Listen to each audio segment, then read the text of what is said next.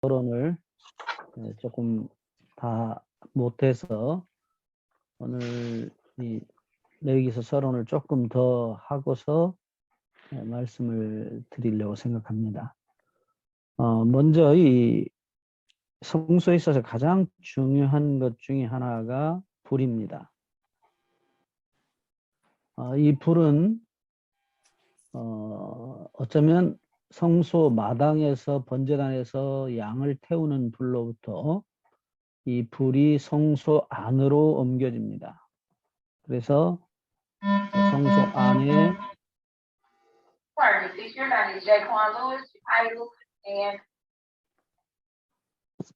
성소 안에 있는 소위 그 분향단까지 가요. 물론 거기 그 등잔들에 있는 불을 밝히는 일에도 사용합니다만은 마지막 가는 코스가 번제단에서 분향단까지 갑니다. 그래서 하나님께 드리는 그 향을 태우는 불에 이 번제단에서 양을 태웠던 불이 사용돼요. 자, 이 말씀은 대단히 중요합니다. 그냥 불이 아닙니다. 여러분들이 다 아시는 내용이지만 레위기 10장에 보시면 아론의 두 아들들이 여호와의 명하시지 않은 다른 불을 들이다가 죽임을 당합니다. 이건 나중에 우리가 좀 더 자세히 한번 살펴보겠습니다. 근데 이 다른 불이라는 것은 양을 태웠던 불이 아닌 다른 불입니다.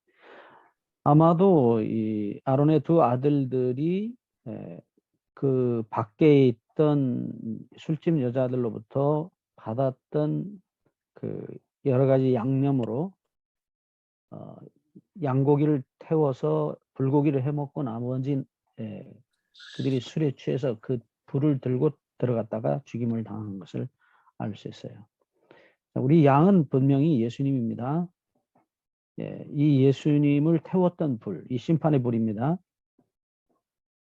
대단히 중요한 의미를 가지고 있어요. 이 성경의 불은 하나님의 영원한 사랑을 나타냄과 동시에 죄를 영원히 태우시는 불도 함께 포함하고 있습니다. 어제도 말씀드렸지만 이 심판이라는 의미는 우리에게는 구원이지만 악인들에게는 멸망을 나타냅니다. 이게 소위 이제 하나님의 영원한 불로 성경에 기록이 되어 있어요. 이 영원한 불에 대한 의미는 가장 참 흥미롭게 나타난 구절이 아가서 8장 6절과 7절에 나타난 불입니다. 거긴 질투의 불, 사랑의 질투의 불로 나타나 있어요. 남녀 간의 사랑에 있어서 이 질투는 대단히 중요한 요소입니다. 질투하지 않는다면 사랑이 아닙니다. 하나님께서 결혼 언약을 주실 때 출애굽기 20장에 나타난 나와 너의 이야기, 어제도 우리 공부했죠? 분명히 언약 개념에 있어서 나와 너는 1대1의 관계입니다. 절대적 사랑의 관계를 나타냅니다. 너희가 아닙니다. 나와 너희입니다. 이 나와 너의 이 결혼 언약의 개념에 있어서는 질투가 반드시 있습니다. 그래서 출애굽기 20장 5절에 보시면 나 여호와 너의 하나님은 질투하는 하나님인즉, 분명히 여기 나와 너의 얘기를 하시면서 질투란 말씀을 하세요. 이 질투 없는 것은 사랑 아닙니다. 그래서 하나님의 존재에 대한 성경의 수많은 표현 가운데 하나가 불입니다. 불인데 무슨 불인가 하면 죄송합니다. 제가 아침에 이렇게 목이 좀 그래요. 여기 이사야 33장 14절을 보시면 이사야 33장 14절에 영원한 불이라는 말씀이 나타나요.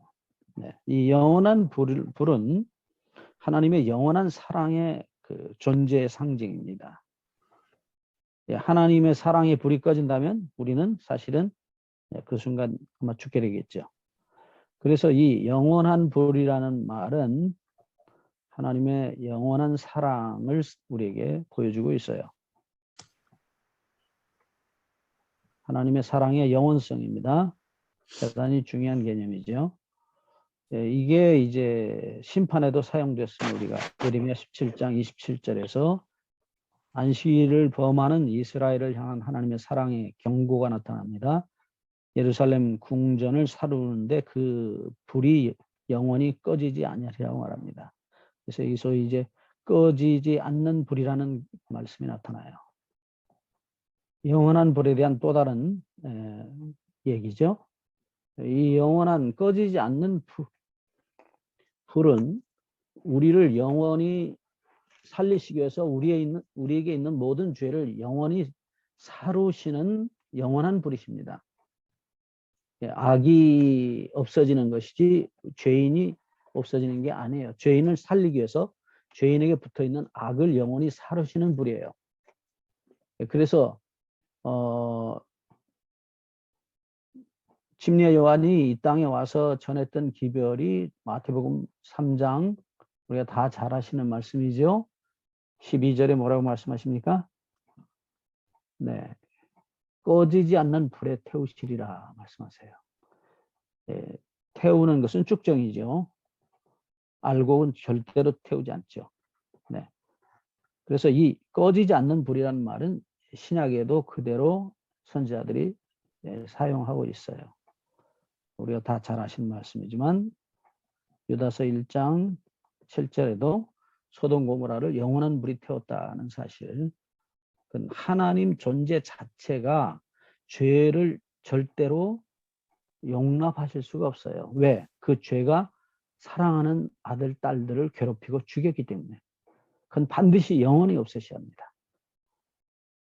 그래서 이 영원한 불이 성소에도 사용된 것을 보게 돼요. 자, 우리 다시 한번 레위기로 돌아갑니다. 레위기 9장. 여러분들 다 잘 아시는 말씀이에요. 성소가 하나님 앞에 완전히 드려지고 위임제가 다 끝납니다. 성소에서 마지막 제사가 위임제인데요. 대제사장이 제사장들과 함께 하나님 앞에 자신을 드려서 완전히 하나님께 자기들을 제사를 위한 봉사자들로 헌신합니다. 그때의 마지막 과정이 끝났을 때 레위기 9장 24절에 불이 여호와 앞에서 나와 단 위에 번제물과 기름을 사른지라. 이 소위 이제 여호와의 불이 나타납니다. 대단히 중요한 의미의 말씀입니다. 여호와의 불입니다. 이 여호와의 불이 번제물을 살랐어요. 번제물, 이것은 당연히 번제단 위에 있는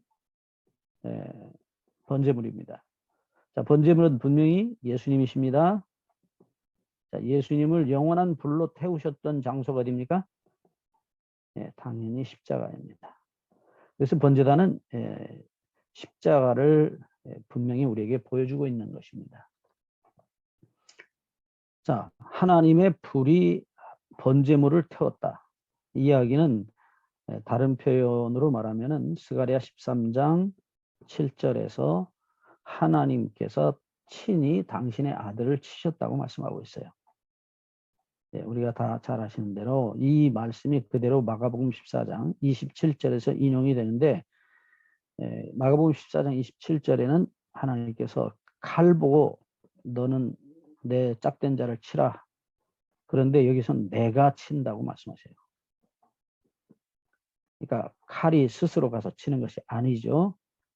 스가랴 13장 7절 마지막 부분에는 작은 자들에게는 내가 내 손을 들이우리라, 거두리라 말씀하세요. 제자들에게는 죽음을 허락하지 않으신 것이 나타나죠. 거기서도 분명히 내가라고 되어 있지만 마가복음 14장 27절에는 정확하게 내가 내 짝된 자를 치겠다고 말씀하십니다. 네, 그래서 이 여호와의 불이 성소에 내려오는 것은 어디에도 아니에요. 성소 안에도 아니고 지성소 안에도 아닙니다. 번제단 위에 불이 내립니다.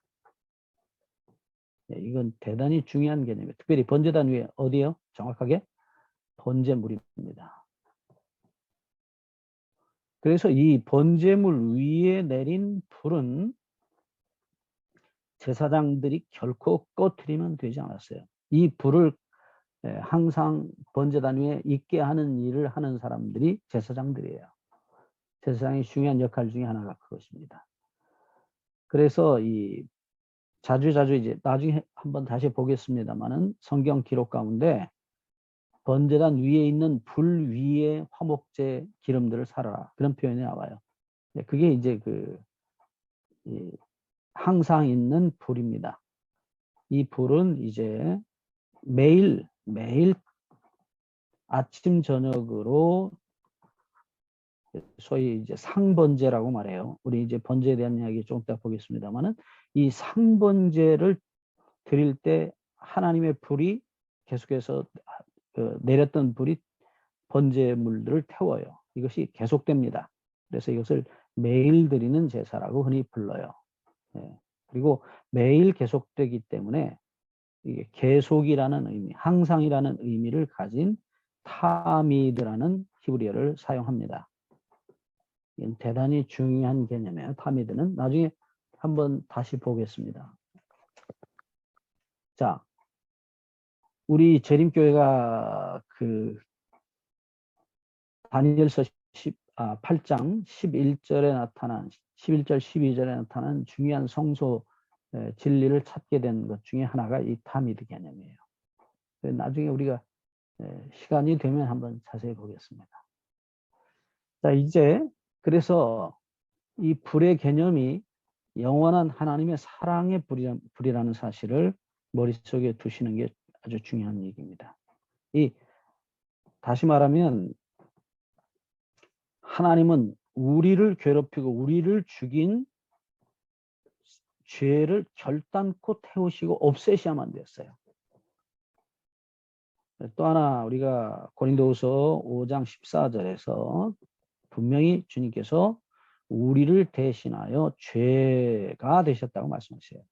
하나님께서 예수님을 죄인이 아닙니다. 죄인이 아니에요. 죄로 삼으셨어요.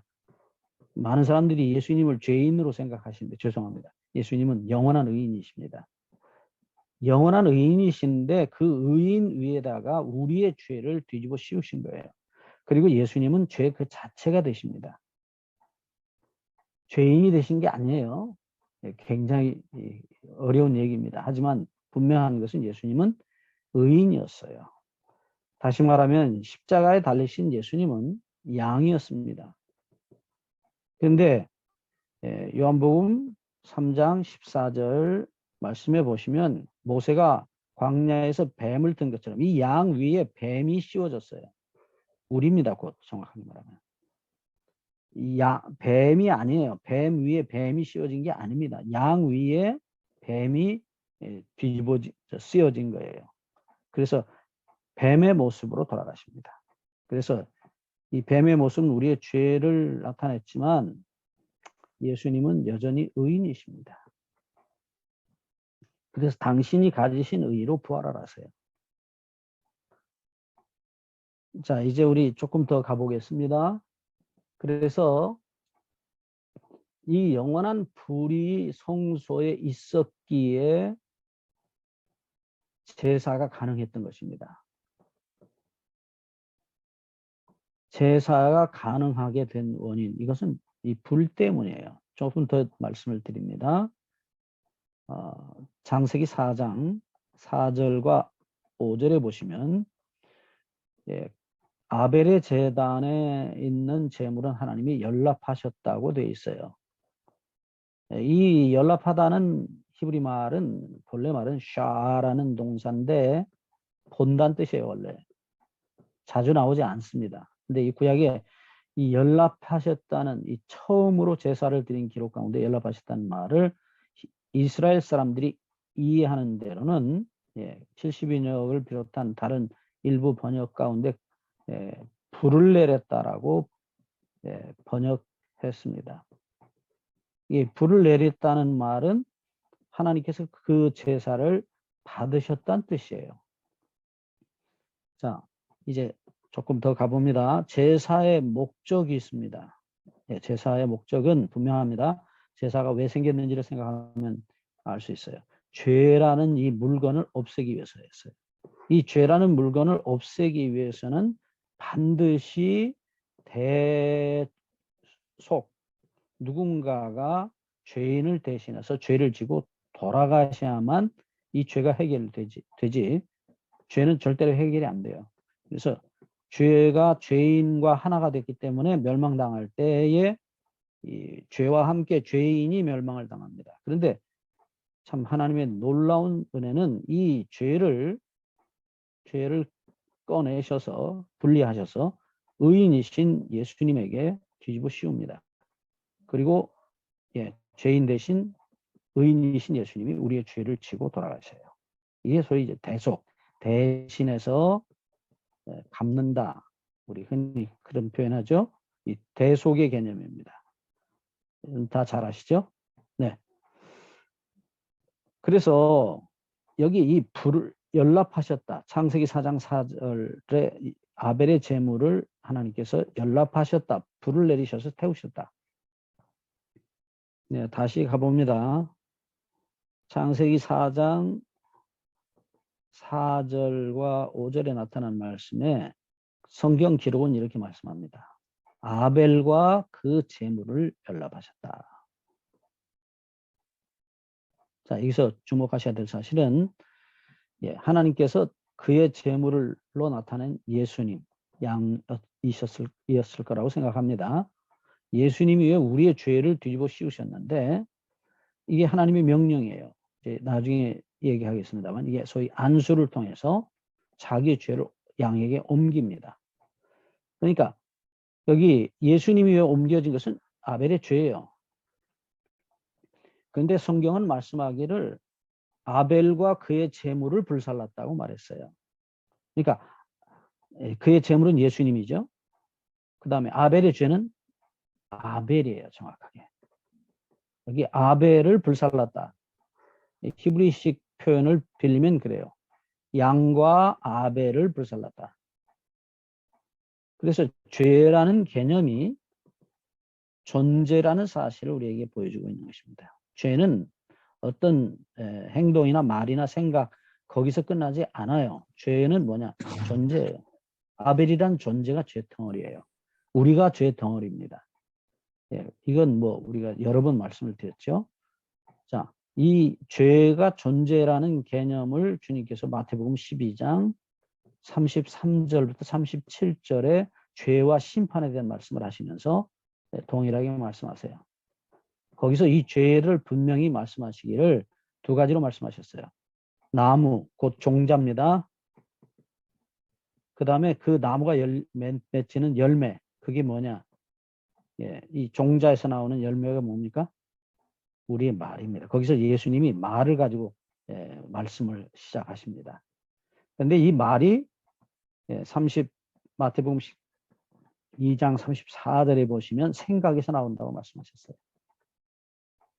이 생각, 우리가 흔히 마음이라고 표현하죠. 이게 열매를 맺히게 되는 그 생각이 밖으로 나와서 열매를 맺히게 되는 데는 그 생각이 담겨져 있는 근원이 있다고 말씀하세요. 35절에 쌓은 악이라는 표현을 주님께서 쓰셨어요. 헬라 말은 쌓은 악이 아니고요. 악의 창고입니다. 그게 뭡니까? 악의 창고? 우리의 종자입니다. 예수님께서 말씀하신 나무예요. 종자, 유전자입니다. DNA입니다. 그래서 여러분과 제가 존재하는 것은 유전자, 우리 종자에 따라서 사람이 되기도 하고 개가 되기도 하고 그렇게 합니다. 그렇다면 이 종자는 존재예요.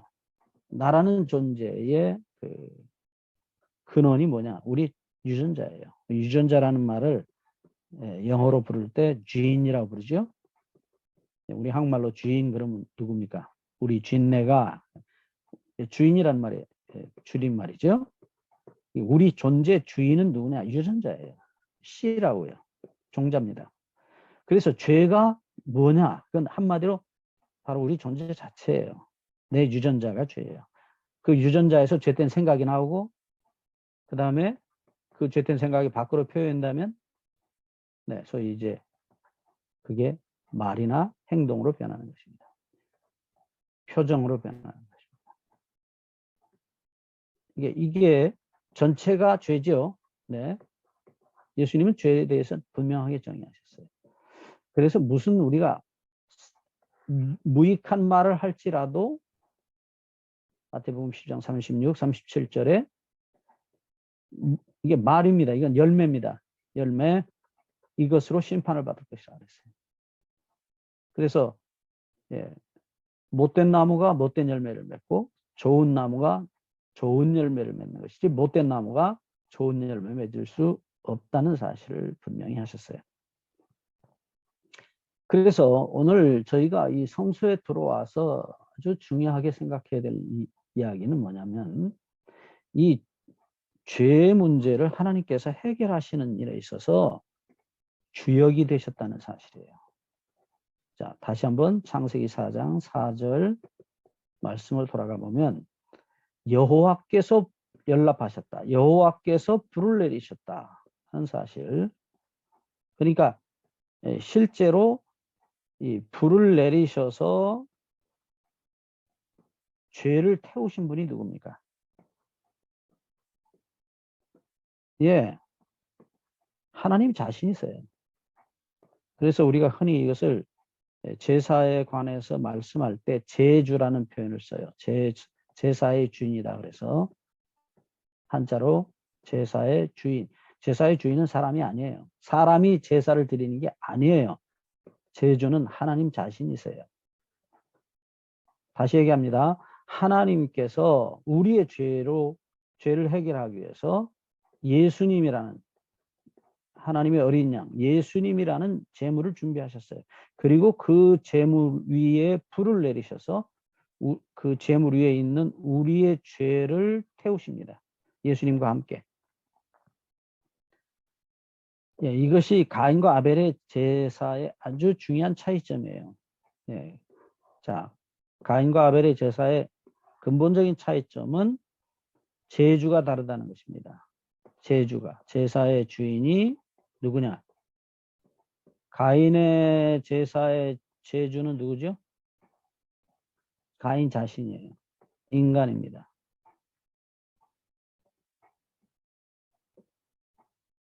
그러나 아벨 제사의 제단의 주인은 누굽니까?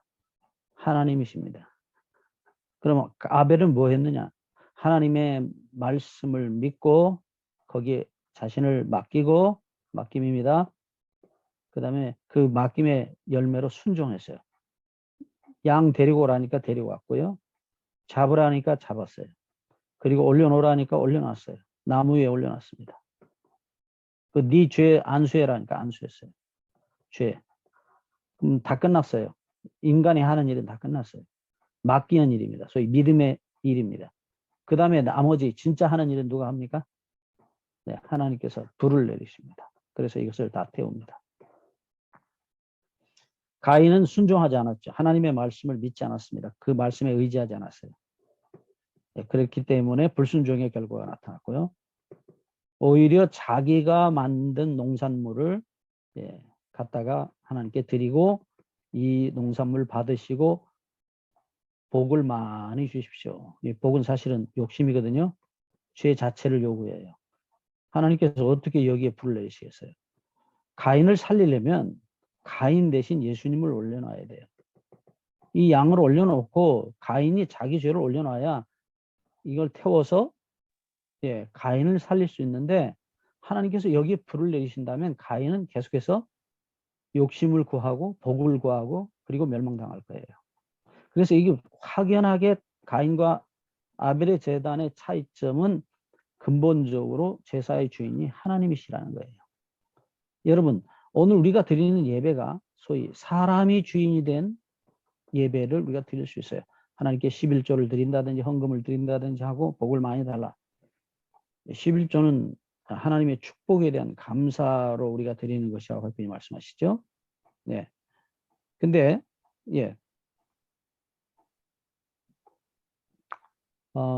우리가 정말로 하나님의 이 제사에 참여하지 않고 본인이 자기가 제사를 드리는 사람들이 얼마나 많이 우리 주변에 있는지 몰라요. 이건 정말 슬픈 일이죠. 다시 돌아갑니다. 그래서 이 레위기서를 우리가 공부하기 전에 제가 너무 기초를 오래 하는 것 같은데 그냥 너무 중요해요, 이 이야기가. 그래서 근본적으로 제사의 주인이 하나님이시기 때문에 인간은 이 하나님의 제사에 응답하는 것입니다. 그게 뭐냐? 엎드려 경배하는 것입니다. 예배입니다. 예배, 경배, 히브리 말로 샤하라는 단어인데요. 이 샤하는 엎드려 경배한다, 절한다는 뜻이고요. 신약 성경의 프로스쿠네오라는 단어도 역시 같은 뜻입니다. 여기는 엎드려 입 맞춘다는 뜻이에요. 여러분들이 아까 보셨더니 레위기 9장 24절에 분명히 하나님께서 불을 내리시니까 그 사람들이 놀래가지고 다 엎드려서 하나님 앞에 엎드렸더라고. 사실은 그게 경배하는 모습인데 이 경배, 프로스코네오의 전형적인 모습이 우리가 다 잘 아시는 창녀 막달라 마리아의 모습이에요. 다 아시죠? 예. 누가복음 7장에 보시면 이 여인에 대한 이야기가 기록이 되어 있습니다. 이 여인에 대해서 성경은 뭐라고 표현했습니까? 예수님께서 분명히 죄인의 친구라는 표현을 하시면서 한 여자를 등장시켜요. 누가가 하는 일입니다. 어떤 죄인의 친구인지를 보여주고 있는 것입니다. 곧 예수님은 가장 더러운 죄인의 친구이셨습니다.